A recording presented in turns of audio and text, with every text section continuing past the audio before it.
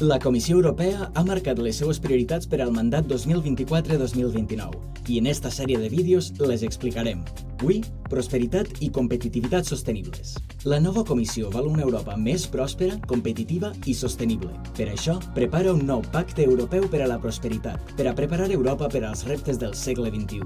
Per començar, preveu facilitar els negocis en un mercat únic més fort, més suport a les pimes i menys burocràcia. Aprovar un pacte per una indústria neta, per invertir en tecnologies verdes, descarbonització i energia assequible. Impulsar la innovació i la digitalització, apostant per la intel·ligència artificial i la supercomputació, creant treball d'alt valor. Recolzar la recerca i el talent, donant suport als investigadors i a la innovació en ciències de la vida i biotecnologia. Crear un fons europeu de competitivitat per impulsar projectes clau i finançar empreses verdes i digitals. I finalment, invertir en capacitats i feina de qualitat, formant més persones, sobretot en ciència i tecnologia, i reduint la bretxa de qualificacions. Encara hi ha obstacles, preus de l'energia elevats, manca de mà d'obra qualificada i accés limitat al capital, però la Comissió té un pla per a fer una economia més verda, digital i forta per a tothom.